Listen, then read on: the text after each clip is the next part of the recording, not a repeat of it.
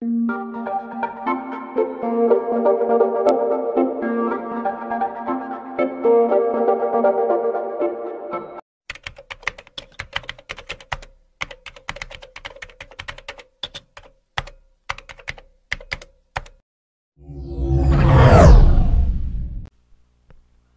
POV. Nakasunod siya sa akin hanggang sa makapasok ako sa loob ng apartment ko. Umuwi ka na. Pagtataboy ko sa kanya pero umupo pa to sa pang-isahan at tayong sa fan na naroon. No! Matigas at ang ganito at prente pang sumandal sa kinupuan niya. Pagod ako, Warren. Gusto ko nang matulog. Pagdadahilan ko sa kanya. Kung ano man ang punishment na sinasabi niya, kalimutan na lang niya. Isa pa, wala siyang karapatan na parusahan o pagalitan ako. Tatay ko nga walang pakialam sa akin, tapos siya, kala mo kung sino napaka-protective? Talagang mapapagod ka. Kung sana sinabi mo sa akin na kailangan mo ng pera, hindi mo kailangan magpakapagod at magsuot ng damit na mukhang kinapos na sa tela. Masyadong matigas kasi ang ulo mo. Sermon niya sa akin habang nakaupo siya at nakatingin sa akin. Nasa lubong ang mga kilay. Kung gusto mo palang maghubad, dapat sinabi mo na lang sa akin. Umikot ang mga mata ko dahil sa sinabi niya. Sinira na nga niya diskarte ko, pinapagalitan pa niya ako ngayon. Basta, umuwi ka na. Pambabaliwala ako sa mga sinabi niya pero hindi man lang to kumibo sa pagkakaupo niya. Are you throwing me out because you are afraid to get punished? Umirap ako sa kanya. Kanina mo pa yan sinasabi. Sino ka ba naman para parusahan ako? Subukan mo lang, uuwi kang lumpo. Sigang pagbabanta ko sa kanya. Pinakita ko pa sa kanya ang kamao kong nakakuyom. Tatama to sa kanya pag may ginawa siyang hindi ko nagustuhan. Umangat lang ang sulok ng labi nito sa sinabi ko. Kapag talaga may ginawa siya sa akin dahil lang sa nag-extra ko sa club, baka mauna ko pa siyang mabugbog.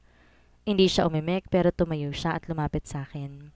Napasinghap ako nang bigla niya akong pihitin patalikod sa kanya, kaya napahawak ako sa gilid. Nakahawak naman siya sa may bandang tiyan ko. Anong ginagawa mo? Nagtatakang tanong ko sa kanya. Pakawalan mo nga ako? Bigla niyang pinalo ang pang-upo ko. Hindi lang pisiko ang nag-init kundi maging ulo ko dahil sa ginawa niya. Warren! Malakas na sigaw ko sa pangalan niya at matalim na lumingon sa kanya. Anong akala niya sa akin, bata? Para paluin sa puwet kapag may kasalanan? Humarap ako sa kanya at sinipa ko siya pero nahawakan niya ang paa ko bago pa man yon tumama sa kanya. You have long and smooth legs. Anito at tumitig sa hita ko kaya inis na binawi ko ang nakataas na paa ko na hawak niya. Bakit anong akala mo sa akin? Galisin? Asar na tanong ko sa kanya. Natawa naman to habang naiiling sa akin. Nagawa pa talaga niyang tumawa? Mas low ka pa sa pagong, Princess Hanami? Ininsulto pa ako, kapal na mukha. Kaya sinimangutan ko siya. Lumayas ka nga, pagtataboy ko sa kanya. Ngunit bingi yata ang lalaking ito. Di man lang kumibo kahit pinapalayas ko na. Biglang kumalam ang tiyan ko kaya humakbang ako patungo sa maliit kong ref para maghanap ng pagkain. May dalawang itlog pa doon at sa ibabaw may nakita kong isang instant noodles kaya nag-init ako ng tubig. Iisa na yon kaya yun na lang kakainin ko. Isang problema ko pa, wala na akong grocery at wala akong pang grocery. May pera pa sana ako kung di dumating si Warren. You did not eat yet? Napalingon ako kay Warren na nakatayo na ngayon, nakatingin sa ginagawa ko. Obvious ba? Pabalang nasagot ko sa kanya. Pagkagaling ko sa trabaho ko sa Galyado Tower, nagtungo agad ako papunta kay Suzy kaya wala pang laman ang tiyan ko. Tinitigan ko si Warren. Kapag nandito talaga siya sa apartment ko, parang mas lalong sumisikip dahil sa tangkad niya. Parang na-occupy niya ang buong paligid. Is that your dinner? Salubong ang kilay na tanong nito habang nakatingin sa instant noodles na binubuksan ko. May problema ba? Sanay naman na akong kumain ng noodles, saka wala naman akong ibang lulutuin. Sumunod ako ng tingin sa kanya na mapansin kong humakbang siya papalapit sa ref ko. Binuksan niya ito. What the? Max, nag-ref ka pa? Saad niya na makitang wala na yung laman. Tatanggalin ko na ngayon sa pagkakasaksak dahil wala namang laman. Kailangan ko magtipid sa kuryente. Muli niyang sinara ang pinto ng ref. Kung di sana umepal, kanina sa trabaho ko may pambili na ako. Bigla ka na lang kasing sumulpot tas akala mo kung sino ka pang galit na galit. Saad ko habang nakatingin sa kanya. Pero nasa cellphone hawak naman niyang atensyon niya ngayon at parang di ako pinapakinggan. Kaya umuwi ka na. Sanay naman ako sa instant noodles kaya ito na lang kakainin ko. Ilalagay ko na sana ang noodles sa kumukulong tubig pero nagulat ako nang bigla niyang patayin ang stove. Naramdaman ko pa ang mainit na hininga niya sa may bato ko dahil bigla siyang lumapit sa likuran ko. Anong ginagawa mo? Tanong ko sa kanya nang lumingon ako. Masyado siyang malapit kaya tinulak ko siya palayo sa akin. I already ordered food. Kaya pala hawak niyang cellphone niya kanina. Let's just wait for it. Hindi pwedeng yan lang ilalaman mo sa tiyan mo. That's not food, Max. Seryosong saad nito. Kung di yan pagkain, anong tingin mo dito? Pinakita ko pa sa kanya ang hawak kong noodles bago ko pinatong yun sa may gilid ng stove. Hindi ka mabubusog kapag yan lang kakainin mo. Bukas mamimili tayo para may laman yung ref mo, nang hindi puro hangin lang ang laman. Kaya para na mamayat ka na puro ganyan kinakain mo. Look at you, dibdib na lang ang malusog sa'yo. Siluntok ko siya sa balikat dahil sa sinabi niya. Kala ko pa naman concerned siya pero mas nangingibabaw pa rin ang kama niya kanyang bugok siya. Palagi na lang niyang napapansin ang dibdib ko. Alam mo, hindi na ako natutuwa sa kamanyakan mo. Lalaki ako. Nakulong lang sa lintik na katawan na to, no? Asar na saad ko. Kapag yumaman ako, ipapatanggal ko talaga to. Pinasadahan niya ng tingin ng katawan ko. Naringkit ang mga mata ko nang dilaan pa niyang ibabang labi niya habang nakatingin sa akin na parabang pinagnanasahan ako. You hate your body? Many women want to have a body like that. Mas lalong nalukot ang mukha ko. Sabing di ako babae eh. Pikon na ani ko sa kanya. Konti na lang masasapak ko na naman siya. Humakbang siya papalapit sa akin. Humawak sa magkabilang gilid ko. Kaya nakulong ako sa mga braso niya. No matter what your gender is, you are still the most beautiful person I know. Saan niya habang nakatingin sa mga mata ko. Inuuto mo ba ako? Kala mo naman kikiligin ako sa mga banat mo. Anong akala mo sa akin? Yung mga babaeng nababaliw sa'yo, ibahin mo ako. Mayabang na sagot ko sa kanya. Bahagya itong natawa. Medyo nakabend siya para magpantay ang tingin naming dalawa. Yeah, you are different because you are my student. Nakangiting saad nito. Naalala na naman niya ang tungkol sa bagay na yon. Akala ko limot na niya dahil pagkain ang usapan namin. Napaatras ang ulo ko na mas ilapit niya sa akin ang mukha niya. Pero nang balak niyang mas ilapit pa ang mukha niya, hinawakan ko ng mukha niya para itulak yun palayo. Bakit bang hilig mong manghalik? Aba, nawiwili ka na. Hindi ka ba naaalib-badbaran? Pareho tayong lalaki tapos nagkikis tayo? Saad ko habang asar na nakatingin sa kanya. I don't mind kissing you. You need to learn. So I will teach you. You can't say you are a boy when you can't even get a girl. Mapanoyang saad niya kaya mas napikon ako. Parang gusto kong burahin ang ngisi sa mga labi niya. Sinasabi ba niyang mahina ako? Hindi lang niya ako gaya na lahat ng babae gustong tikman. Marunong na ako kung paano kaya pwede ba lumayo ka sa akin? Nabubwisit ako sa mukha mo. Inis na saad ko at tinulak ko siya ulit pero hindi man lang siya natinag. No, you still need to learn more. Basic pa lang tinuturo ko sa'yo at wala pa tayo sa kalahati. Saad nito at inilapit ang mukha sa may leeg ko. Naikuyom ko ang kamao ko ng mahigpit nang maramdaman kong hininga niya na tumatama sa leeg ko. Medyo dumadampi na rin ang labi niya. Gusto kong mapanunok pero pinipigilan kong sarili ko.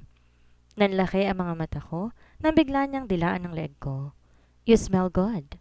Mapanoksong saan nito at sininghot ang leeg ko. Napahawak ako sa balikat niya nang bigla niyang sipsipin ang leeg ko at kagatin yon kaya napikit ako habang nakangwi. Vampira ba siya? Hindi ko na natapos ang sasabihin ko nang mabilis naman niyang pakawala ng leeg ko at ang labi ko naman ang inatake niya. Mariin niya akong hinalikan at napapikit na lang. Mahigpit kong hinawakan ang damit niya sa balikat. Napasingap ako nang hawakan niya ang bato ko para mas mahalikan niya ako. Mapangahas sa mga halik niya. Parang mabagay yata ang mga labi ko sa paraan ng paghalik niya. Kulang na lang higupin niyang kaluluwa ko. Ramdam ko ang malakas na pagkabog ng dibdib ko habang patuloy akong hinahalikan ni Warren. Gusto ko siyang itulak palayo pero nasasarapan ako sa ginagawa niya. Hindi ako gumaganti ng halik sa kanya pero hinahayaan ko siya sa ginagawa niya sa akin. Pinakawalan niya ang labi ko. Kiss me back, Max. You said you already know how to kiss. Then prove it. Anas niya at muli akong hinalikan kahit di pa ako nakakasagap muli ng maayos na hangin sa dibdib ko. Nang muling gumalaw ang mga labi niya at halikan ako, Agad kong binuka ang bibig ko para halikan siya pabalik upang patunayan sa kanyang marunong na talaga akong humalik at hindi ko na kailangan ng tutorial niya. Ngunit mas lumalim pa ang paghalik niya sa akin, kaya sinubukan kong sundan ang galaw ng mga dila at labi niya. Naramdaman kong isang kamay niya na humaplos sa hita ko. Nakashort lang akong maiksi at ramdam ko ang init ng kamay niya. Napamulat ako ng mga mata ko nang marinig ko ang tunog ng zipper na bumukas. Tinulak ko siya dahilan para mapatigil siya sa paghalik sa labi ko, pero agad namang dumampi ang mga halik niya sa leg ko. Warren? Tawag ko sa pangalan niya para pigilan siya sa ginagawa niyang paghalik at pagkagat-kagat sa leg ko. I am doing my lesson right now, Max. Just keep quiet and feel it. You just have to remember everything I'm doing to you right now. Pabulong na saad niya habang pinapatakan niya ng halik ang leeg ko. Tama na, sabay ko sa kanya, lalo na bumaba ang halik niya sa may gitna ng dibdib ko. Ang jacket na suot ko pala ang binuksan niya kanina, kaya may narinig akong bumukas na zipper. Inawakan ko siya sa buhok. Hinila palayo ang ulo niya sa akin, kaya napatingala siya. Anong ginagawa mo? Nagtatakang tanong ko sa kanya. Hindi ba ang sabi lang niya, tuturuan niya akong humalik? Bakit kung sansan na nakarating ang makasara ng labi niya? Tinuturuan kita. Inosenteng sagot nito. Kung sapakin kaya kita. Pinapak mo na nga ang leeg ko, pati ba naman dibdib ko? Balak mo pang halikan. Tarantado ka ba talaga? Ngumisi siya sa akin. Alam mo, ikaw na nga lang tinuturuan, galit ka pa. Ako na nga nagmamagandang loob na turuan ka eh. Sagot nito at muling tumingin sa dibdib ko, na alam kong medyo nakalantad ngayon sa kanya. Dahilan kaya agad kong hinila ang jacket na suot ko para takpan yon. Minamanyak mo na lang yata ako eh. Reklamo ko sa kanya. Kung mamanyakin kita dapat kanina ka pahugad. Sagot nito. Tinulak ko siya palayo sa akin at agad na tumayo ako ng tuwid. Kusang lumayo sa kanya pero maliit ang sala at kusina kaya hindi rin naman ako nakalayo nang malayo talaga sa kanya. We are not yet done. Max? Umiling ako sa kanya. Ayoko na. Nakakahiyamang aminin pero nadadala ako ng mga halik niya. Hindi yun pwede. Hindi ako pwedeng magkagusto sa lalaki. Katawan ko lang naman ang habol nila. Sabay kaming napalingon sa pinto nang may kumatok doon. Ayoko yung buksan para makalayo sa kanya at makaiwas. Delivery po, saad ng lalaking napagbuksan ko at iniabot sa akin ang pagkaing nakalagay sa isang brown na paper bag. May nakabukod pa yung inumin. Napalingon naman ako kay Warren. Nang bigla ko makita ang kamay niya na may hawak na 1,000 at iniabot sa rider. Nakapwesto siya sa likod ko. Keep the change, anito pa? Ngunit nang malaki, ngumiti ang delivery rider. Thank you sir. Ngiting pasasalamat nito at tumingin ulit sa akin. Ma'am, dagdag pa rito bago umalis. Ma'am, hindi ko na natapos pa ang sasabihin ko dahil liniran na ako ni Warren at siya na mismo ang nagsara ng pinto. Mukha kang straight na babae dahil sa suot mo ngayon kaya huwag ka nang magalit. Kumain ka na lang dahil anong oras na. Baka malipasan ka pa ng gutom.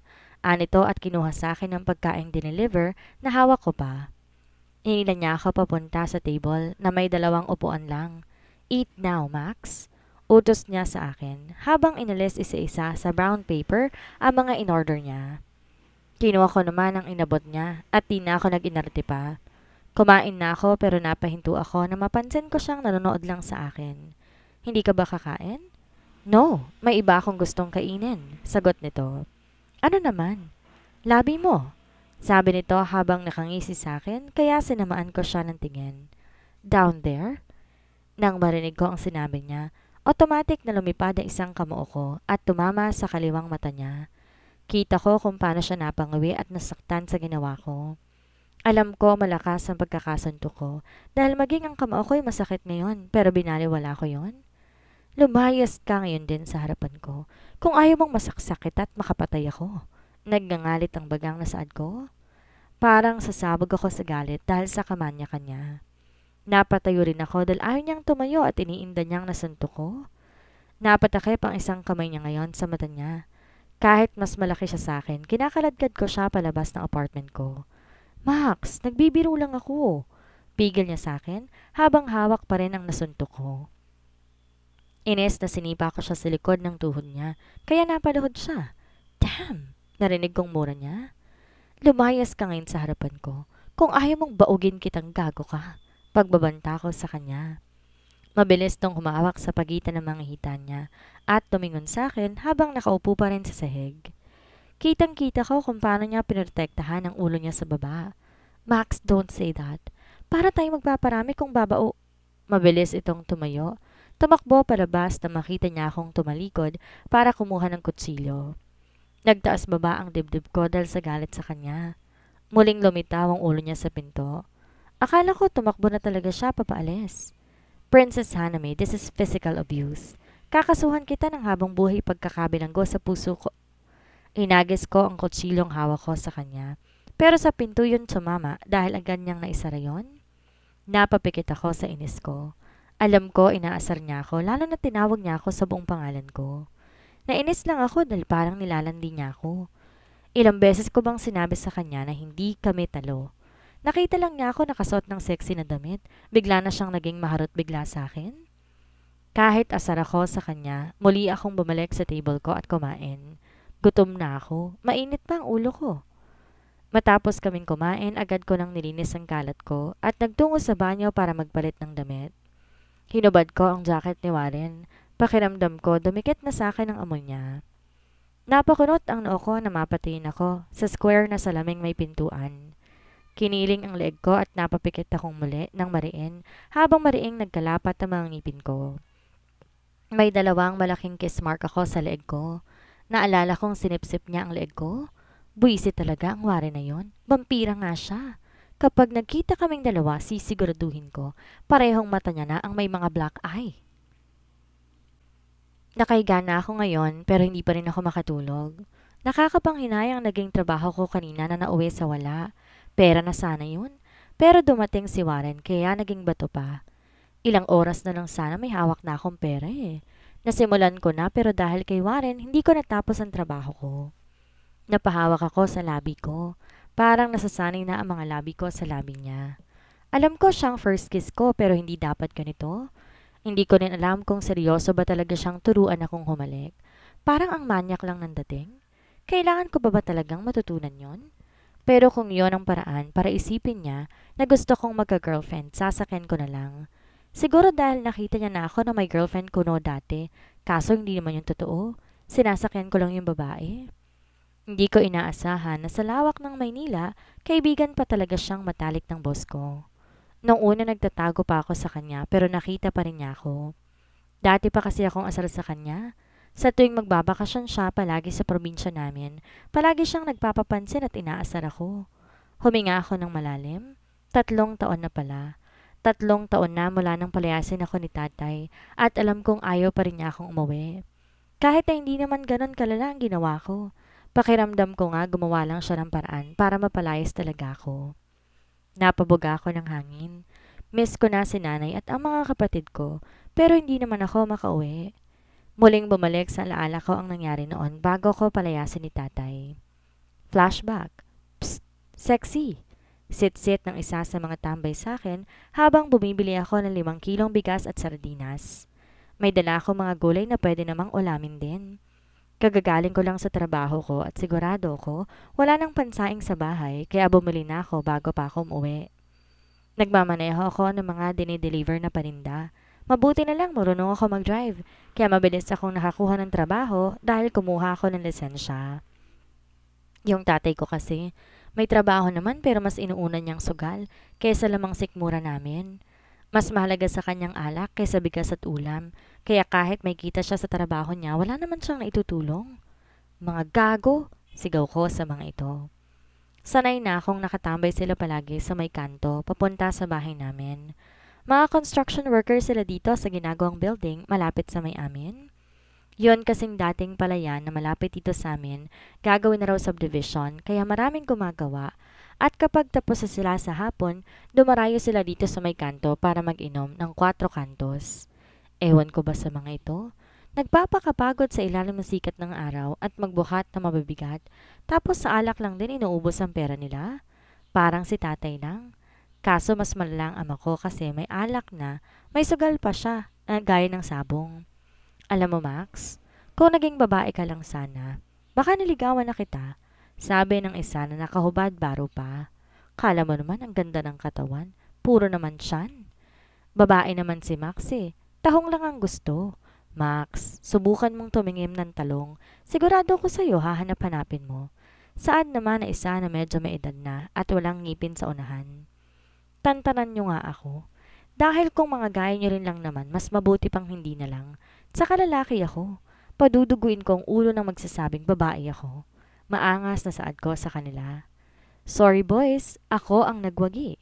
Napatingin ako sa babaeng lumapit sa akin at tumawak sa braso ko. Pulang-pula ang labi nito. Naka-spaghetti strap na sando lang ito. Nakasuot ito ng short. Nakita ang singit. Dinikit pa nito ang dibdib sa braso ko kaya ramdam na ramdam ko ang foam na suot niya. Bakit ka pumatol sa babaeng yan, Max? Mas maganda at sexy ka pa dyan eh. Komento ng isa sa mga construction worker at nagtatawanan sila. Hindi ko alam kung insulto ba yon o papuri. Che, asar na belta ni Marisa mga lalaki at hininanakaw palayo. Nakakaasar? Saad ni Marisa habang naglalakad kami. Kahit na nakapantalon kang panlalaki, nakamalaking t-shirt at saka may cap ka pang suot para magmukha kang lalaki, mas malaki pa rin dede mo sa akin. Saad nito at tinawakan ng dalawang dibdib para itaas. Iniharap pa nito yun sa akin para ipakita ang dibdib niya, dahilan para umangat ang foam noon. Kahit naman wala kang dibdib, ikaw pa rin ang baby loves ko. Nakangising saad ko sa kanya at kinindatan siya, dahilan para kiligin to at pabebe akong hinampas sa braso. Isa sa Marisa mga girlfriend ko. Di ko naman kasalanan na pinanganak akong habulin ng mga babae, kahit ipinang din akong babae. Pero lumaki naman akong gwapo. Di ko nga sila niligawan eh. Nalalaman ko na lang, girlfriend ko na raw sila. Kaya sinasakyan ko na lamang ang mga kabaliwan nila. Pero alam ko naman na hindi to seryoso. Sa dami ng laking gusto nito, baka trip lang niya ako dahil mas gwapo ko sa ibang crush niya. Yun nga lang, masyadong malaki ang mga dibdib ko. Kaya kahit ipitin ko, halata pa rin yun at ikinaiinggit ni Maris. Max, kapag free ka, date tayo. Yaya nito sa akin. Hindi pwede, may trabaho ko palagi. Tanggi ko sa kanya. Isa pa, hindi ako gagastos sa babae. Madami na nga akong gastusin sa bahay. Kaya yung jowa, jowa lang. Pero hindi ako papayag na gatasan nila ako. Isa pa, hindi ko naman talaga siya jowa eh. Sila lang naman ang lumalapit sa akin. Kahit sino ako para tumanggi. Sabay kaming naglalakad ni Marisa habang magkahawak to sa braso ko na parang tuko. May mga tumitingin nga sa amin pero di ko na lang pinapansin. Hi, princess! Napatingin naman kami sa tumawag sa akin at parang gustong mag-usok ng ilong ko na makita ko kung sino yon. Ano na namang ginagawa niya rito? Si Warren. Malaki ang ngisi nito habang nakatingin sa akin. Anak daw siya ng amo ni Aling Maring at magdadalawang taon na. Mula nang palagi nilang tong nagtitungo dito tuwing bakasyon o minsan ay sumusulpot siya bigla. Di ko alam kung bakit ang mayamang gaya niya mas pinipili pa palaging magbakasyon sa probinsya namin kaya mukha namang kaya niyang puntahan sa ibang lugar o bansa. Hi handsome, dumating ka na pala. Malanding bati ni Maris dito at nag-beautiful eyes pa ito sa lalaki. Napatingin ako sa kanya nang bigla niyang bitiwan ang braso ko. Nakakita lang ng tuloy na lalaki, nakalimutan na ako. Oo, kadarating ko lang. Sagot nito at tumingin sa akin. Princess, nakasimangot ka na naman. Puna nito sa akin. Sinong matutuwa sa kanya? Kapag dumarating siya, yung mga babaeng naghahabol sa akin, napupunta sa kanyang tingin. Daig pa nito ang artista kapag dumarating dito sa amin eh. Lahat parang gusto magpa-picture sa kanya, kaya hindi naman to gwapo. Matangkad lang, tsaka mukhang mabango dahil mayaman. Isa pang princess mong gago ka, uupakan na kita. Nananadya ka yata eh. Asar na saad ko sa kanya. Mula nang malaman niyang tunay na pangalan ko, yun na ang itinatawag niya sa akin. Hindi ko kasi alam kung bakit sa dami na ipapangalan sa akin ni nanay, Princess Hanamei pa. Ang bantot masyado. Tapos ang kupal na to mukhang tuwang-tuwa pang tawagin ako sa ganong pangalan. Cute naman ang princess. Nakangising sagot pa nito na parang inaasar lalo ako. Mas cute ka. Singit naman ni Maris habang nagpapakute kay Warren. Hinila ko ang buhok ni Maris. Ang landi mo. Ines na saad ko kay Maris na lantarang kumekerengkeng sa ibang lalaki. Sa harapan ko pa talaga. Ay, sorry na, baby loves. Ang yummy kasi, ang hirap pigilan. Saan nito at mabilis na muling yumakap sa braso ko. Inalis ko ang mga braso niyang nakalingkis sa akin. Hindi. Magsama na lang kayo ng pangit na yan. Tapos na tayo. Saad ko at tiningnan na masama si Warren na nakangisi sa akin. Parang gusto kong piklasin ang mga ngiti sa labi niya. Iniwan ko na sa kanya si Maris. Kanya na yon. Kayang-kaya ko namang palitan ang babaeng yun. Pumayag lang naman akong maging jawa-jawaan yon dahil binibigyan niya ako palagi ng ulam pero hindi ko naman talaga yun type. Pagdating ko sa bahay, naabutan ko si nanay. Abala pa to sa mga tinatahi niya, kaya hindi ko na siya inistorbo pa. Pananahi kasi ang trabaho niya mula na magkasakit siya, pero madalang lamang may magpatahi sa kanya kaya minsan wala talagang kita. Agad naman akong sinalubong ni Hazel. Kinuha ang dala ko para magsaing na. Asan si Kevin? Tanong ko sa kapatid ko. Nasa basketball court na naman siguro, Ate Max, sagot ni Hazel. Mahilig talaga mag-basketball ang bunso namin. Minsan na nga tong umuwi na may pilay kakalaro ng basketball. Ang liit-liit pa pero yun na ang hilig niya. Kamusta ang araw mo? Tanong sa akin ni nanay nang lumapit siya sa akin. Okay lang po, sagot ko sa kanya at ngumiti. Nakaupo ako ngayon sa maliit na sana namin. Pasensya ka na ha, yung tatay mo kasi, mas mahal ang bisyo niya kaya madalang makapagbigay. Saad sa akin ni nanay habang nahihiyang nakatingin sa akin. Okay lang po, di naman ako nahihirapan sa trabaho ko. Nakangiting sagot ko sa kanya. Ayoko na pati sa akin ay mag-alala pa siya. Nakakapagod din naman ang trabaho ko dahil nagbabiyahe kami ng mga gulay sa iba't ibang bayan. Pero hindi ko naman pwedeng sabihin kay nanay na napapagod ako. May tinapos naman ako kaso first year college lang at nahinto na ako dahil nahihirapan na akong paaralin ang sarili ko. Di kasi talaga ako pinaaral ng ama ko sa kolehiyo kaya nag-try ako mag-working student. Kaso nagkasakit si nanay sa baga at nahinto siya sa pagtatrabaho at ako na ang sumalo ng mga obligasyon niya. Kailangan kong tumulong sa gastusin sa bahay dahil di naman maaasahan ng ama ko kaya napilitan akong huminto. Sayang, graduating na sana ako ngayon. Kaso nga lang mukhang matatagalan pa ang pangarap kong makapagtapos. Minsan masakit kasi kailangan ko magsakripisyo para sa mga kapatid ko. Ang hirap palang maging ate. Ikaw yung papasan sa responsibilidad ng mga magulang mo kapag hindi na nila kinaya. Yung feeling na anak ka rin naman pero kailangan mong maging magulang para sa nakababatang mga kapatid mo. Pero hindi ko rin naman sila kayang tiisin. Kaya kahit mahirap, pinipili kong kayanin. Nang magdilim na at wala pa rin si Kevin, lumabas na ako ng bahay para sunduin to sa basketball court. Medyo malapit lang naman yun sa amin. Anong oras na hindi pa umuwi ang batang yun? Max! Napatingin ako sa lalaking tumawag sa pangalan ko. Si Popoy, isa sa mga tropa ko. San ka? Sa court, susunduin ko si Kevin. Madilim na kasi, wala pa. Sagot ko sa kanya. Sige, samahan na kita. Pagboboluntary nito. Hindi na, malapit lang naman, tanggi ko. Tanaw nga ang covered court ng barangay namin sa kinatatayuan namin. Kaya bakit sasamahan pa niya ako? Hindi naman ako lumpo. Pumuporma ka na naman kay Max. Alam mo namang chicks din ang gusto niya. Saad ng isang lalaking umakbay sa kanya. Si Dondon, tropa ko rin. Sige Max, wag mo nang pansinin tong isang to. Pumapag-asa lang sa'yo kahit alam na hindi naman kayo talo. Napailing na lang ako sa kanila at nilampasan sila. Sanay na ako sa mga lalaking nagpapalipad hangin sa akin.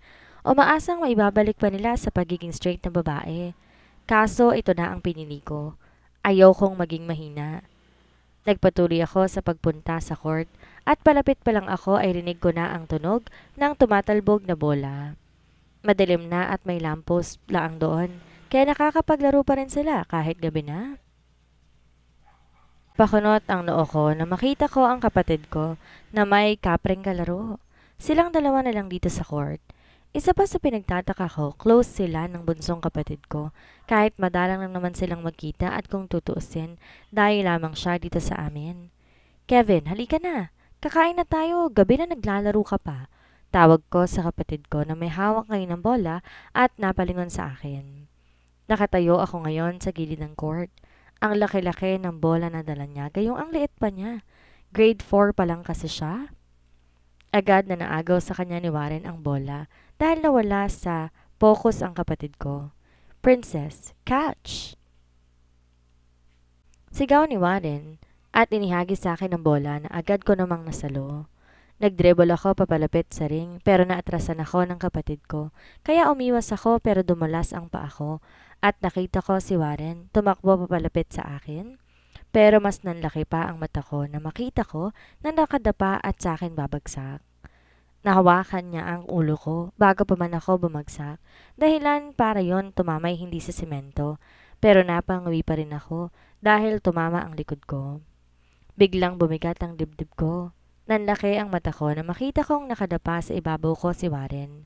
Ang mukha niya ay nakasubsob sa dibdib ko. Mabilis na namula ang pisngi ko. Tang-ina, ang lambot! Narinig kong mahinang saad at mas binaon pa niya ang mukha sa dibdib ko, kaya nanlaki ang mga mata ko. Tinula ko to para umalis. Sa ibaba ko pero tila nag-i-enjoy to sa pesto niya, kaya malakas na binatukan kong ulo niya. Umangat ang ulo nito at napatingin to sa akin pero hindi pa rin umaalis sa ibaba ko at gumisi pa, habang ako namay namumulan na sa galit. Umalis ka sa ibabaw ko, manyakis ka? Nanggigigil na saad ko sa kanya. Mabilis naman itong naupo. Ganon din ang ginawa ko. Napahawak ako sa likod ko at nakita ko naman si Warren, nag-aayos ng sintas ng sapatos niya na nakalas kanina at nayapakan niya kaya nadapa siya. Sa daming mapapadaanan niya, ako pa talaga? Sana humalik na lang siya sa semento. Hindi ko sinasadya, tinulungan lang kita. Agad ay depensa nito bago makapagsalita. Sana bumangon ka kaagad, hindi yung binaon mo palalong mukha mong lintika. Asar na saad ko sa kanya. Malambot eh, kala ko unan. Akmang sasapakin ko siya nang pinigilan ako ng kapatid ko. Niyakap ako sa likuran ni Kevin habang nilalayo kay Warren. Bitawan mo ko, Kevin. Patitikimin ko lang ng sapak ang gagong to. Nanggigigil na saad ko habang nakatingin na masama kay Warren na humingisi pa sa akin. Di ko naman sinasadyang mapadapa sa'yo. Depensa nito pero yung ngisi sa labi nito hindi nawawala. Ate, umuwi na tayo. Huwag mo nang awayin si Kuya Warren. Pigil sa akin ng kapatid ko na nakayakap pa rin mula sa likod ko. Nilock na nito ang mga daliri sa tiyan ko para hindi ako makawala sa kanya. Maliit pa lang si Kevin at payat to, kaya hinihila ako nito ng todo. Ramdam kong nakabaon ang mukha ng kapatid ko sa likod ko habang pilit akong hinihila palayo kay Warren. Nanlaki ang mata ko nang biglang yumuko si Warren para magbantay ang mga mukha namin. Ito ang sinasadya ko. Saad nito at hinalikan ako sa labi. Nabigla ako kaya hindi ako agad nakapag-react. Nanlako ang mga mata ko at pabagya. Napaatras ang ulo ko nang muli niya akong halikan na mabilis. Bago mabilis din siyang tumakbo palayo sa akin bago pa man ako makabawi. Mauna na ako, Kevin. Sigaw na paalam nito sa kapatid ko. Bumalik ka dito, tarantado ka. Babalatan kita ng buhay. Sigaw ko at marahas na pinahiran ang labi ko nang makabawi na ako. Parang sasabog ang dibdib ko sa galit habang umiigting ang pangakong nakasunod sa papalayong bulto niya. Lintik siya.